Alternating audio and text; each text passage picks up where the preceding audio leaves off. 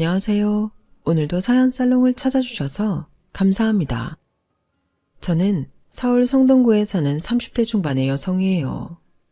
저는 코로나가 유행하기 전에 파혼을 경험하고 이제 막 다시 새로운 남자를 만나 사랑을 키워가고 있어요.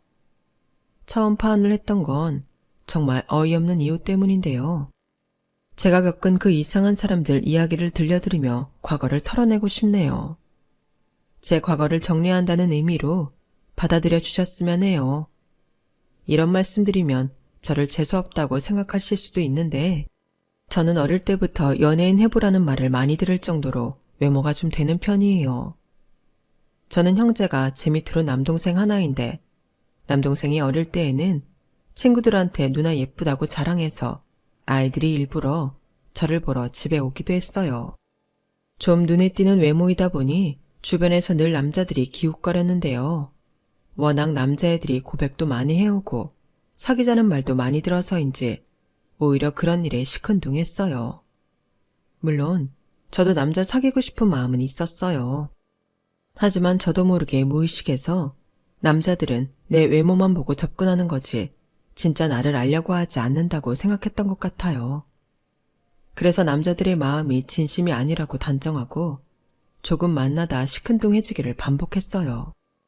대학 2학년 때까지 그런 일상을 보내다가 제 인생을 의미 있게 만들려면 하고 싶은 일에서 성과를 내야겠다는 마음이 들었어요. 오고 싶었던 대학을 합격했을 때만큼의 기쁨과 보람을 2년 넘게 다시 맛보지 못하고 있었기에 다시 그런 순간들을 찾고 싶어지더라고요. 그래서 공부도 열심히 하고 해외로 단기 어학연수도 다녀오고 좋은 성적으로 졸업을 하니 제 할 일을 잘했다는 생각에 보람이 있더라고요. 그렇게 열심히 살았던 덕분인지 대기업에 취직도 됐고요. 남들이 가고 싶어하는 직장에 취직했다는 사실에 또다시 뿌듯함을 느꼈고 부모님과 남동생도 많이 축하해줬어요. 처음에는 회사 적응이 쉽지 않고 생각과 다른 것도 많아 조금 고민이 되었지만 한 6개월 지나니 익숙해지더라고요. 그때부터는 직장에서 사람들과의 관계도 원만해졌고요. 그렇게 5년쯤 되니 직급도 올라가고 출장도 다니며 일하는 재미에 푹 빠져 살았어요. 회사에서도 저한테 들이대는 남자들이 있기는 했는데 저는 남자보다는 일에 더 흥미가 있어서 회사 들어간 후에는 한 번도 연애를 한 적이 없었어요. 그런데 다른 부서의 팀장이 제 일 내용을 칭찬해주면서 다가왔어요. 얼핏 좀 차가워 보였지만 저랑 동갑인데 팀장을 당고보면 꽤 능력도 있는 것 같았고 제 외모보다는 성격이나 일의 내용에 대해 더 관심이 많았기에 저 역시 그 사람에게 호기심이 생겼어요. 그렇게 2-3달 저는 그 사람을 관찰했고 남자의 조금은 무덤덤해 보이는 태도에 끌려서 사귀게 됐네요. 사귀고 보니 남친은 꽤 재미있는 말도 잘하고 유쾌한 면이 있었어요. 사람은 역시 시간을 두고 지내봐야 하는 건가 봐. 재호씨 이렇게 재미있는 사람인 줄 몰랐어.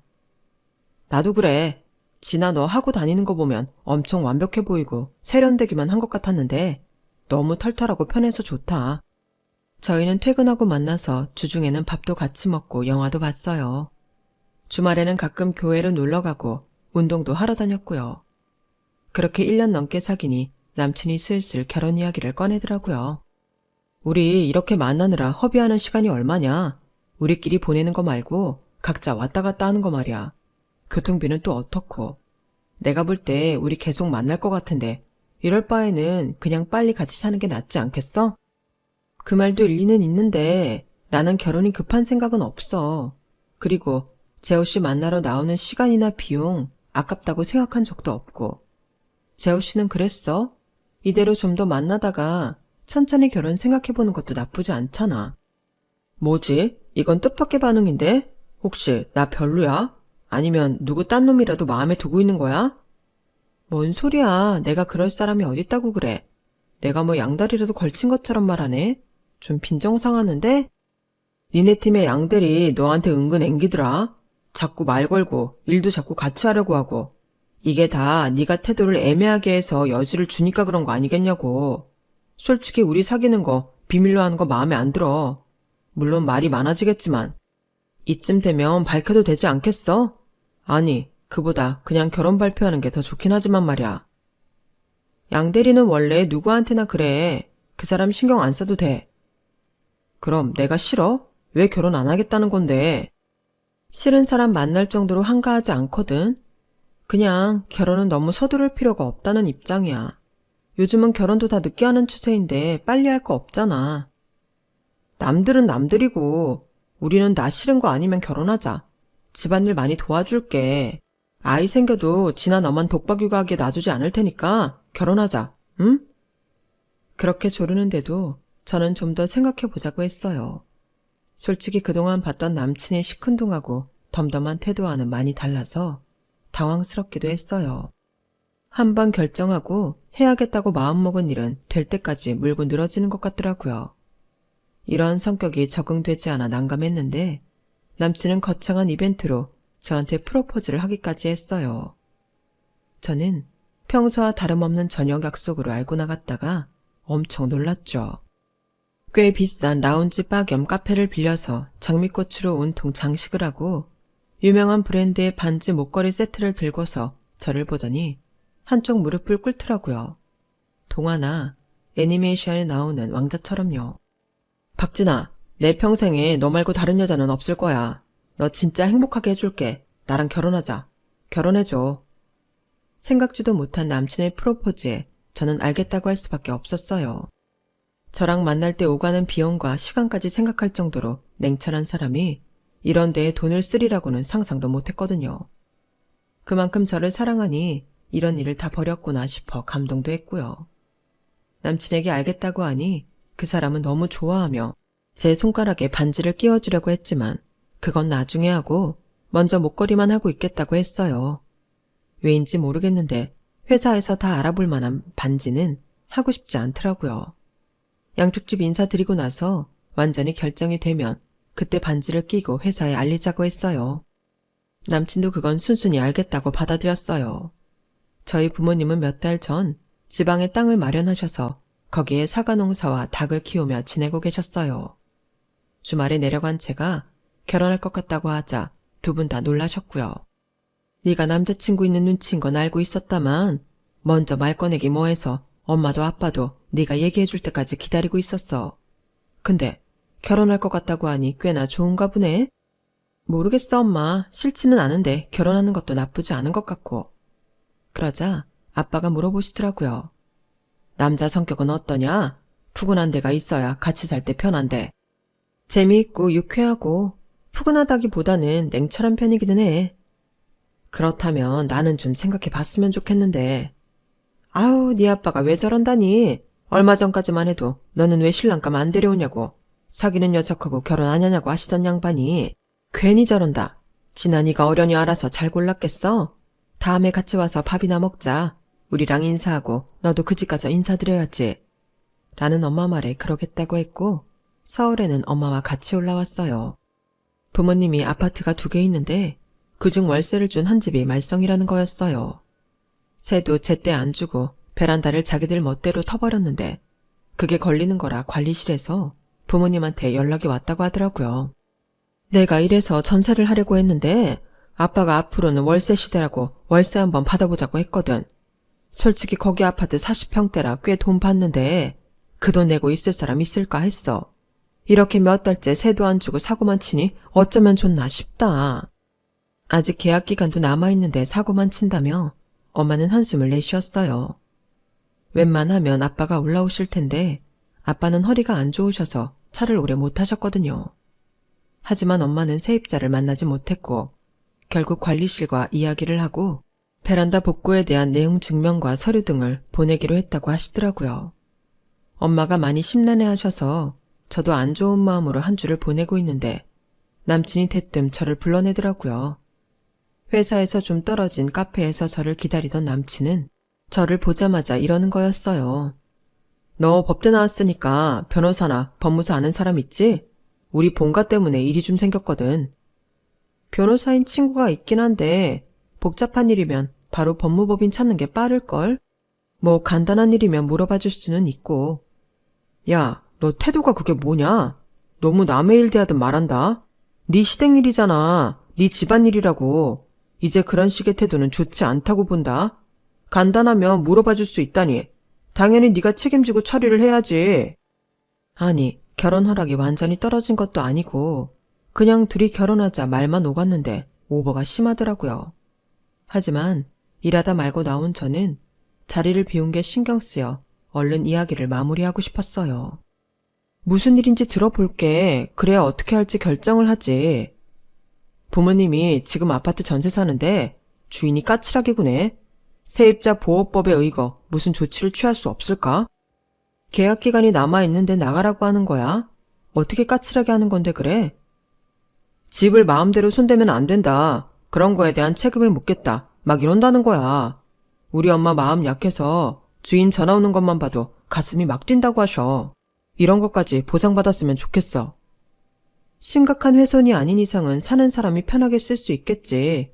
구체적인 상담이 들어가야 알 수 있을 문제 같으니까 변호사를 바로 알아보는 게 나을 것 같아. 내가 아는 변호사는 국제법 전문이라 이쪽이랑은 거리가 있어. 임대법 쪽으로 많이 일하는 변호사 알아볼게. 꼭 좀 부탁한다. 이럴 때일수록 힘을 모아서 같이 해결해야 가족이 된 보람이 있지 않겠냐? 우리 엄마 정신적 피해 보상까지 받을 수 있게 진아 네가 꼭 알아봐야 된다.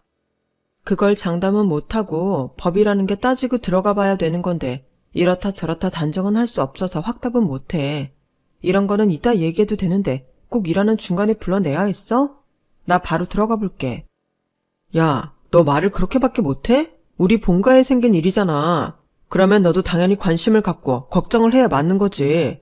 그런 식으로 선 긋는 거 시댁일이다 그런 거야? 나는 적어도 네가 좀 더 걱정해주고 공감해줄 줄 알았는데 실망이다. 저는 그렇게 말하는 남친이 더 이상했어요.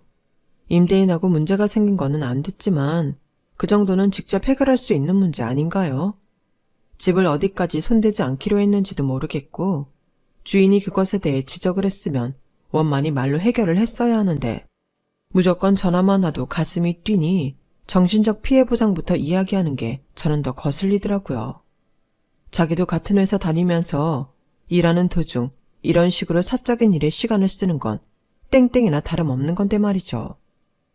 결국 저는 그날 회사에 남아서 야근을 했고 남친한테도 기분이 상해 연락에도 답하지 않고 일만 했네요. 남친은 자기 집 일에는 저도 자기랑 똑같은 마음으로 대해야 된다는 주장을 하는 게 저는 쉽게 납득이 되지 않았어요.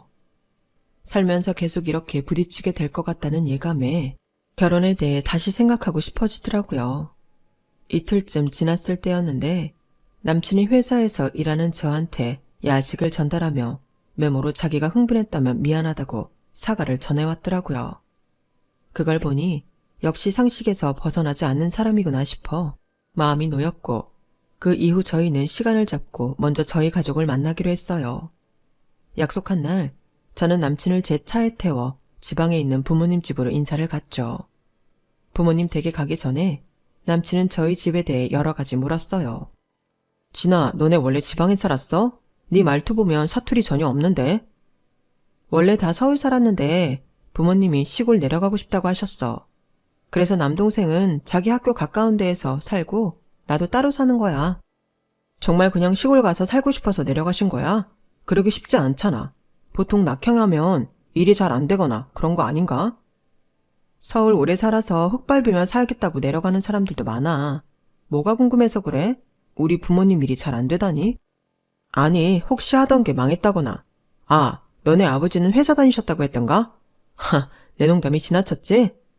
남친이 농담이라며 우스갯소리처럼 말했지만 저는 좀 기분이 상했어요. 남친이 미안하다며 사과했지만 한번 부딪히고 난 후부터는 남친이 하는 말이 거슬리는 게 좀 있더라고요. 부모님 집 도착했을 때도 그랬고요. 남친은 마치 조사라도 하는 것처럼 쫙 둘러보며 사과 농장 규모는 어느 정도냐 물어보고는 양계장도 생각보다 작다고 하더라고요. 부모님이랑 남동생하고 대면했을 때는 태도도 안 좋았어요. 자기를 반겨주는 우리 엄마를 아래 위로 대놓고 훑어보지를 않나. 엄마가 정성스레 준비하신 음식을 깨작거리며 재료 하나하나 젓가락을 들어서 보더니 몇 점 먹지도 않고 수저를 내려놨고요. 한번 사람이 거슬리기 시작하니 마음에 안 드는 것만 보이나 싶어 저는 제 마음을 다스리려 노력했어요.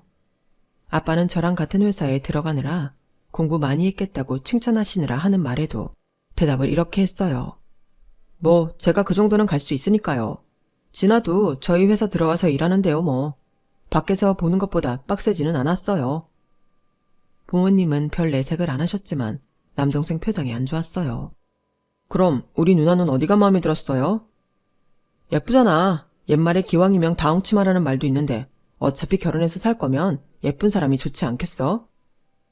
아, 이건 좀 듣기 거북한데요.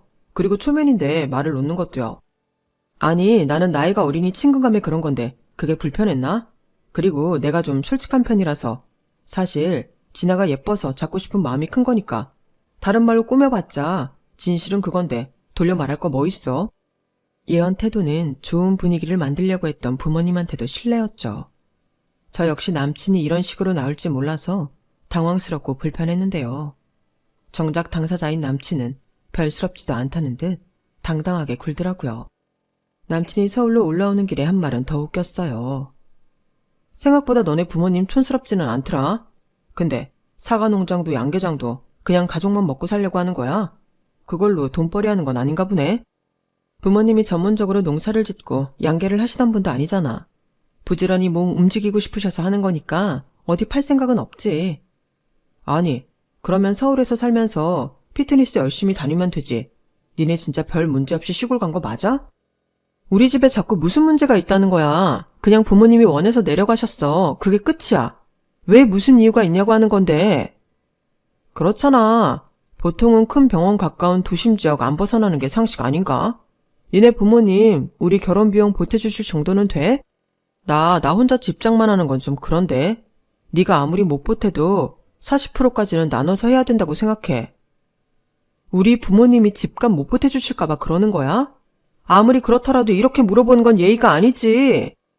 이제 곧 결혼할 사이에 예의고 뭐고 할 게 뭐 있냐? 다 까놓고 사정 미리 아는 게 훨씬 편하고 좋지 뭘 그래. 현실적인 사람이라는 건 알았지만 그건 저도 마찬가지였기에 지금까지 서로 삐걱거리지 않았는데 부모님 집을 갈 때부터 남친은 자꾸 저랑 어긋났어요. 친구들은 결혼 전에는 서로 예민해져서 날카로운 말도 주고받는다고 하더라고요. 저 역시 그럴 거라고 생각하고 좀 더 부드럽게 서로를 맞춰주자는 마음으로 지내려고 했어요. 그리고 남친 부모님을 만나는 날이 되었어요. 남친이 최대한 신경 써서 잘 차리고 오라는 말에 저는 평소 잘 입지 않던 옷을 꺼내 입었어요. 선물도 미리 백화점에서 주문한 한우 세트를 들고 갔고요. 남친 본가는 유명한 이름의 아파트이긴 했어도 사진으로 본 집 안은 생각보다 소박하고 평범했어요. 그런데 집에서 안 만나고 카페에서 볼 거라는 거였어요. 갑자기? 나는 당연히 집에서 인사드리는 줄 알았는데. 집에 좀 손댄 게 있다고 했잖아. 그것 때문에 복잡하대. 라며 남친은 저를 아파트 단지 바로 옆에 대형 카페로 데려갔어요. 잠시 후 남친 어머니가 나오셨는데 표정이 안 좋더라고요. 남친 어머니는 제 얼굴을 제대로 보지도 않으시고 불평부터 하셨어요. 아니, 이렇게 불쑥 들이닥치면 어떡해. 지금 우리 바깥 양반도 없는데 갑자기 온다고 해서 밖에서 보자고 했어. 이래도 괜찮은 거지, 아가씨? 저는 제가 온다는 말씀 안 드렸냐는 표정으로 남친을 쳐다봤어요. 남친은 살짝 짜증이 난 목소리로 말하더군요. 엄마, 내가 오늘 온다고 미리 말했는데 그런 소리를 하면 진아가 오해하잖아. 엄마가 아빠한테 제대로 말 안 했지? 몇 시인지 내가 기억을 못하니 한 번 더 말해달랬잖아. 아무튼 난 몇 시 오는지 몰라서 네 아버지 나가시는 거 못 말렸어. 이렇게 분위기가 이상한 가운데 저는 어색하게 인사를 드렸어요. 아가씨, 진아라고 했지? 내가 편하게 불러도 되지? 커피든 뭐든 시키고 싶은 거 주문해. 젊은 사람들 커피라면 다 좋아하잖아? 네, 커피 제가 주문해 올게요. 뭐 드시겠어요? 이렇게 저는 제대로 인사도 못 드리고 제 돈으로 남친 어머니의 남친의 제 것까지 주문을 해야 했어요. 당연히 남친이 자기가 내겠다고 할 줄 알았는데 아니더라고요. 남친 어머니는 지금 시골에서 농사짓는 저희 엄마보다도 더 힘들어 보였고 그야말로 집에 있다가 바로 나온 것 같았어요. 저는 우리 부모님이 너무 수수한 차림으로 맞이해서 남친이 좀 얕본 건가 싶기도 했는데 남친 어머니는 더 했던 거죠. 그래서 대체 뭘 보고 우리 부모님한테 그렇게 무례하게 했나 물어보고 싶은 심정이었어요. 우리 재호랑 같은 회사인데 팀이 다르다며? 어디서 일해? 마케팅팀이요. 재호 씨는 기획전략팀이라서 같이 회의할 때가 많기도 해요. 그 마케팅인가 그건 나이가 어릴수록 유리한 거 아니야? 여자가 일하기에는 한계가 있는 거 아니겠어? 듣자 하니 법대 나왔다며. 왜 상관없는 일을 해? 공부 못했어? 이런 식으로 물어보니 어떻게 대답해야 할지 참 난감하더군요. 공부하다 보니 이쪽이 더 적성에 맞아서요. 나이 걱정하시는데 이 일은 자기랑 잘 맞아야 할 수 있는 것 같아요. 저는 다행히 힘든 줄 모르고 일한 정도라 걱정 안 하셔도 돼요. 그래, 요즘은 남자한테만 경제적인 짐을 지우면 안 되잖아. 애라도 생기면 돈 한두 푼 드는 거 아니고 아가씨나 재호 클 때 생각하면 어림없다고. 여자가 자기 직업 확실히 가지고 돈 제대로 벌어야 돼. 진아 너도 우리 재호만 믿고 있으면 안 된다. 내 아들이라서가 아니라 우리 재호 진짜 잘났다. 우리 집안에 재호보다 나은 애가 없어. 재호 대기업 들어간 거 온 집안이 다 부러워했다니까. 이 집안에 거기 간 사람이 없거든. 너 그러니까 남편 하나는 제대로 만난 줄 알아야 돼. 지금도 우리 재호 소개시켜달라는 여자가 한 트럭이야. 아, 그래요? 그런 줄은 몰랐네요. 라며 저도 모르게 남친을 쳐다봤는데 남친은 저한테 미안해하지도 않고 오히려 어깨에 힘을 주고 도도한 표정으로 있더라고요. 저는 아무래도 사람을 잘못 봤다는 생각이 들었어요. 제 마음이 어지러운 중에도 남친 어머니는 계속 질문을 했어요. 결혼식장은 강남이면 좋겠다. 청담동 연예인들 많이 하는 데 있잖아. 그리고 예단은 어떻게 할 거니? 예전에는 두말 없이 시댁에서 하자는 대로 했는데 요새는 여자들 쪽에서 말이 많아서 원. 나는 우리가 하자는 대로 했으면 좋겠거든. 그래도 저희 부모님께 여쭤봐야 하지 않을까요? 결혼식장은 저랑 재호 씨가 둘이 상의했으면 해요. 왜? 집안 형편이 별로 안 좋아?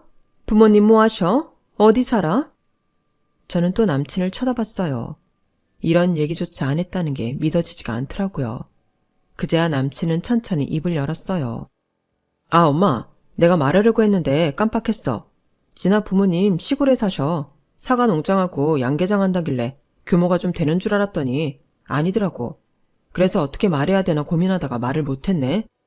그 말에 남친 어머니 표정이 확 변하는데 저는 살면서 그렇게 흉악하게 일그러지는 얼굴은 그때 처음 봤어요. 뭐라고? 어디 살아? 시골? 규모도 안 되는 농장하고 양계장이면 그거 돈도 얼마 안 되겠네? 남친 어머니 목소리는 크고 거칠어졌어요. 돈 벌려고 하시는 건 아니고 소일거리로 하시는 거예요. 그럼 니네 신혼집 마련은 어떻게 하니? 네가 보탤 돈 있는 거야? 아니 대체 인생을 어떻게 살았길래 그 나이에 시골에 처박혀서 그렇게 우울하게 산다니? 요즘은 우리 나이도 한창 일하잖아. 저희 부모님이 인생을 어떻게 살았냐뇨. 열심히 성실히 잘 사셨어요. 시골에서 소일거리하며 사신다고 우울하다는 얘기를 들 건 아니라고 생각하는데요. 얘 말하는 거 봐. 키 막혀서 거두절미하고 하나만 물어보마. 니네 부모님 결혼식에 보탤 돈은 있니? 너 새 출발하는 거 돈은 대줄 수 있느냐 그 말이야. 저는 부모님한테 돈 안 받고 제 힘으로 하고 싶어요. 제 말에 남친 어머니는 뒤로 넘어가는 신용을 하더니 머리에 손을 짚으며 절레절레 고개를 흔들었어요. 얘 재호야, 나 이거 안 되겠다. 이건 아니지. 왜 이런 중요한 말을 안 한 거야? 너 내가 결혼 반대할까봐? 말 안 하고 오늘까지 가만히 있었지? 내가 애들 아빠 이 자리에 못 오게 하길 100번 잘했지. 나 네가 얘랑 결혼한다고 할 때 너랑 같은 회사 다니니 어느 정도 수준이 맞을 거라고 생각했거든? 근데 이건 아니지. 우리 집에 도움은 못 될 망정 짐은 되지 말아야지. 지금 말씀하시는 게 좀 지나치시네요. 제 말에 발끈한 건 어이없게도 남친이었어요.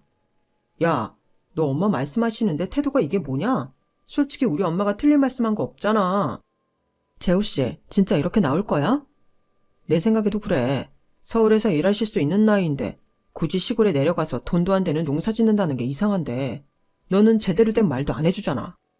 그냥 시골에서 자연 공기 마시며 살고 싶다고 하셨다고. 있는 그대로 말했어. 뭘 제대로 말을 안 해?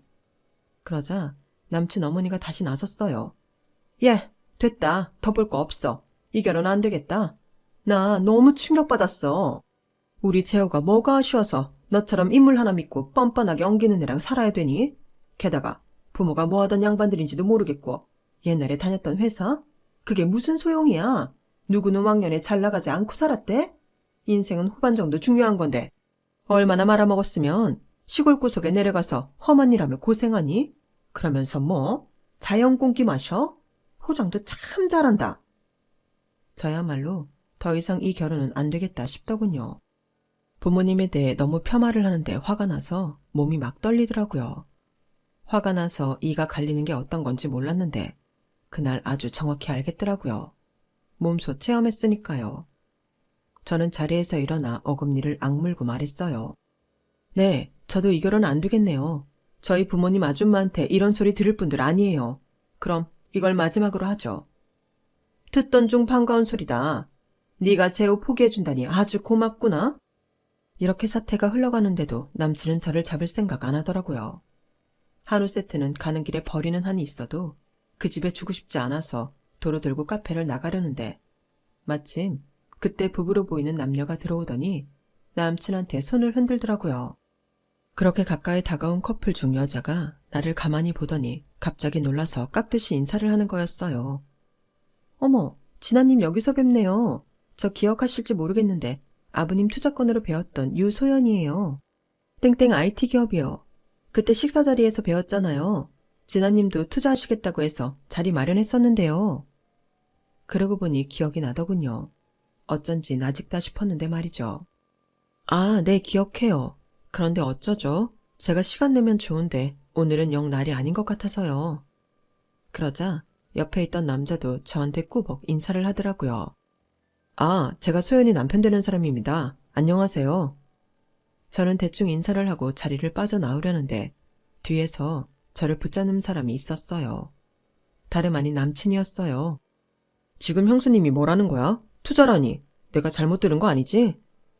이제 보니 저희 아버지 투자 담당이 남친 형수였던 거예요. 저한테 인사한 남자는 형이었고요. 놀란 남친이 자기 형수한테 따지듯 물었어요. 형수, 진아가 어디 투자했어요? 얼마나? 그러자 남친 형수는 제 안색을 살피며 적당히 대답했어요. 뭐 꽤 되죠. 두 분 소개받은 덕에 저희 회사 살았잖아요. 아버님이 아주 든든한 투자자이신데요. 참, 진아님, 땡땡펀드 투자로도 돈 많이 버셨다고 들었어요. 정말 잘 됐어요. 앞으로도 저희 회사 잘 부탁드려요. 그 말에 남친과 남친 어머니 얼굴이 아주 노래지더라고요. 네, 많이 벌었죠. 그럼 저는 이만 가볼게요. 볼 일도 보세요. 제가 나가려고 하자 이번에는 남친 어머니가 저를 붙잡더니 제 길을 가로막더라고요. 아주 똥줄이 타는 표정이더군요. 짧은 시간 안에 몇 번이나 표정이 변하는지 참 신기하기까지 했어요. 저기 얘야, 우리 다시 얘기를 해보자. 그러니까 네가 우리 큰애 회사에 투자를 했다는 거잖아. 바깥 사돈도 그렇고. 아니, 얼마나 돈이 많으면 웬만해서는 좋은 말 안 하는 우리 큰애가 든든하다고까지 하는 거냐? 그거 알아서 뭐 하시게요? 아줌마랑 상관 있어요? 이제 상관없잖아요. 저리 비키세요. 야, 진아야, 너 우리 엄마한테 섭섭해서 그러는 거야? 그건 잘 몰라서 그랬던 거니까. 이제부터는 마음 잡고 차근차근 깊은 얘기 해봐야지. 그래, 재호 말이 맞다. 아, 맞아. 이 양반도 불러야겠네. 그네 너, 네 시아버지 연락 좀 해봐라. 여기로 바로 오시라고 해. 아니다. 저기 집으로 가자꾸나. 그 말에 저는 남친 어머니 손을 획 뿌리쳤어요. 이거 정말 말이 점점 이상해지네요. 집이 복잡해서 카페에서 보자고 하신 거 아니었어요? 그런데 집으로 가자고 하시는 거 보니 처음부터 제가 마음에 안 드셔서 여기 사람 가지고 테스트 하시려던 거네요. 제가 이런 사람들하고 왜 연을 맺어야 하죠? 그 말에 남친 형수는 그제야 큰일 났다 싶은 표정이었어요. 어머, 도련님 어머님, 혹시 진아님이 오늘 만난다는 도련님 결혼할 사람이에요? 어머, 이걸 어째. 그런데 뭐 실수하신 거죠? 그렇죠? 아니, 형수, 실수라기보다 뭐 실수라면 실수지만 우리가 지난해 집 재산 규모나 그런 걸 잘 몰라서. 아, 그런 거 모르면 시골 내려가신 부모님 마음대로 상상해서 이상한 사람들 만들고 함부로 평가해도 되는 거야? 내가 지금 그쪽 속이고 들러붙어 짐 될까봐 난리도 아니었잖아. 아니, 그러면 어떡해요? 어머니, 대체 뭘 어떻게 하신 거예요? 남친 형수는 큰일 났다는 표정으로 난리가 났어요. 어머님 아파트요. 거기 집주인이 진아님 부모님이에요. 아, 이걸 어째. 그 아파트 월세 나보고 싶다고 하셔서 제가 소개한 거란 말이에요. 그 말에 남친과 남친 어머니는 아주 간이 쿵 떨어진 사람들 마냥 눈이 커져서는 금방이라도 그 자리에 주저앉을 것 같더군요. 아, 그러니까 월세도 몇 달치 안 내면서 전화도 제대로 안 받고 돈 줄 생각도 안 하고 베란다까지 뜯어버렸다는 게 그쪽이었어요. 나는 여기 우리 부모님 갖고 있는 아파트 단지라서 전세라고 들었지만 그래도 꽤 노후 준비 잘했다 생각했는데 그것도 아니네요. 그리고 박재호, 너 나한테 왜 니네 본가 전세라고 뻥쳤어? 월세 낸다고 말하는 게 쪽팔렸니? 이 정도 아파트면 월세 낸다고 하면 더 돈 있는 건데? 아, 니네가 몇 달 동안 세 밀려 있으니까 거짓말했구나. 나한테 주인이 못되게 군다고 변호사 알아봐달라고 한 거 우리 엄마 아빠 골치 아프게 만들려고 그런 거고. 이 사람들이 진짜 자기들이 남한테 거짓말하니까 다른 사람들도 다 그런 줄 아나 보네. 나는 더 할 말 없으니 이제 그만 봅시다. 이 자리에서 분명히 다시 말할게요. 이 결혼 없었던 겁니다. 알겠어요? 그러자 남친은 다급하게 제 앞에서 두 손을 싹싹 비벼댔어요. 진아야, 내가 정말 미안했어. 내가 엄마 그런 말 할 때 말렸어야 하는데. 진짜 미안해. 응? 이렇게 빌게. 너 우리 부모님 무시하던 거 나 못 잊어. 그것 때문에 진작에 마음 떠났고 오늘 못 볼 거 다 봤는데 이제 와서 미안하다고 하면 다야? 됐으니까 꺼져. 남친 어머니도 어떻게든 수습해보려고 제 어깨를 껴안듯 하며 간드러지는 목소리로 미안하다고 하더군요. 예, 내가 아무것도 모르니 그렇게 말할 수밖에 더 있겠니? 니네 부모님 그렇게 훌륭하시고 네가 그렇게 잘 나가는 줄 알았으면 내가 그랬겠냐고. 내가 정보를 제대로 주지 않았다는 것도 좀 생각해 보려무나. 어쨌든 미안하게 됐다. 아니 무조건 내가 잘못했어. 내가 성급했다. 그러니 화 풀어라. 응? 됐거든요. 아줌마 집 나올 생각이나 하고 계세요. 나 오늘 있었던 일 토시 하나 안 빼고 전부 말할 거니까요. 그리고 박재호 너 내 앞에 알짱거리거나 문자 하나라도 보내봐. 이 일 회사 커뮤니티에 올려서 너 얼굴도 못 들고 다니게 만들 테니까. 그리고 재호씨 형수님, 유서연씨 나중에 다시 뵙죠. 어머, 이 일로 저희 회사에 문제 생기지 말아야 되는데 제가 아버님한테 따로 연락드릴게요. 남친 형수는 카페를 나간 제 뒤에 대고 큰 소리로 말했어요. 아 진짜 어머님 어떻게 하실 거예요? 저 회사에 문제 생겨서 잘리면 어머님이 책임지실 거예요? 그리고 집은 또 왜 그렇게 만드셨는데요? 월세 왜 안 내셨어요? 라며 남친 형수가 발 동동 구르며 속상해하는 소리가 들렸어요. 저는 그날 바로 부모님 계신 곳으로 내려가서 자초지종을 다 말씀드렸고 그 일에 화가 난 아빠는 베란다 망가뜨린 거 전부 배상하라고 내용 증명을 보냈어요. 그 집에서 세를 안 보낸 걸 보증금으로 까면 얼마 남지 않는다더라고요. 결국 남친 부모님은 집을 비워줘야 했고 남친 형수는 시골집까지 찾아와 100배 사죄했어요. 자기 때문에 회사에 지장이 가면 안 됐으니까요. 아빠도 저도 그런 일에 사적인 감정을 얻고 싶지는 않았고 오로지 회사 자체로만 보기로 했기 때문에 더 문제가 커지지는 않았어요. 다만 남친은 이야기가 달랐어요. 아빠가 저희 회사 이사 중 한 분과 막역한 사이라 그분한테 남친 이야기를 했다고 해요. 아무리 공사를 구분한다고 해도 딸한테 상처 준 놈한테까지는 그게 안 되셨나 보더라고요. 남친은 회사 일 잘할 때에는 문제가 없었지만 팀 내에서 트러블이 생기니 위에서 곱지 않게 보더군요. 승진에서도 밀리고 계속 까이기만 했어요. 사실 그건 자기가 일을 제대로 안 해서 그런 거였기 때문에 제 탓은 아니었는데 남친은 저 때문에 불이익을 받는다고 생각하는 것 같더라고요. 제 눈치를 엄청 보더니만 결국 퇴사를 하고 회사를 옮기더라고요. 그때 단단히 남자에 대었던 저는 한동안 연애 생각 없이 살다가 얼마 전 만나게 된 사람과 서로의 마음을 확인했네요. 이렇게 털어놓으니 좀 살 것 같기도 해요. 이제는 좋은 사람과 예쁜 사랑 만드는 일만 남은 것 같네요. 제 긴 이야기는 여기까지고요. 들어주신 분들 모두 감사드려요. 하루하루 즐거운 일이 많으셨으면 좋겠습니다. 여러분, 사연 댓글에 응원과 현명한 조언 부탁드려요. 좋아요와 구독은 저에게 큰 힘이 됩니다. 오늘도 좋은 일 가득하세요.